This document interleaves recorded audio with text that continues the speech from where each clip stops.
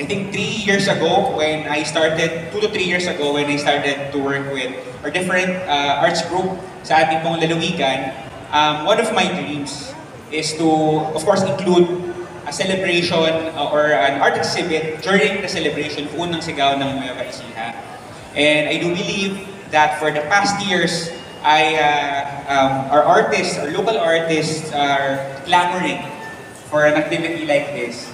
At ngayong araw nga po nito, ngayong umaga, ay kasama po natin ang hindi matatawaran, magagaling, very dedicated, very passionate na mga local artists po dito sa ating mahal na lalawigan ng Nueva Ecija. Palakpakan po natin ang lahat po ng ating mga artists na nandito na sumama sa ating, I think, for me personally, as far as I know, this is the very first art exhibit na ginawa or ginanap during Unang Sigaw ng Nueva Ecija. So, palakpakan po natin muli ang ating mga sarili for participating in this activity. At ako naman naniniwala ang ating mga artists po dito sa ating lalawigan deserve the exposure na dapat na binibigay sa kanila.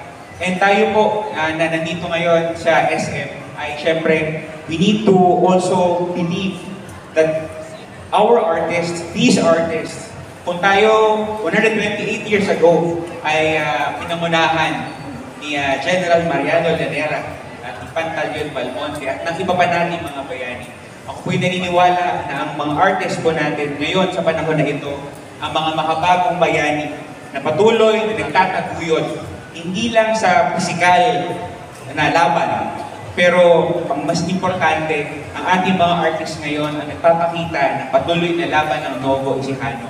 At kayo po, through your art, is a reflection of where we are now, and hopefully, with us and the provincial government, hopefully we'll be able to continue support the local art scene dito po sa ating lalawigan. We will be able to create a more unified province to support each other.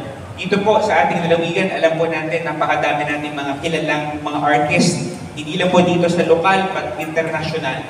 And they deserve the recognition, lalo na dito sa ating sariling lalawigan. Kaya nga po ang ating mga kababayan, kalalawigan, we hope that you would appreciate more our artists because kasama po natin sila. Diba sabi nga nila, ang dapat mas maka-appreciate sa gawa nila ay ang sarili nilang mga kalalawigan.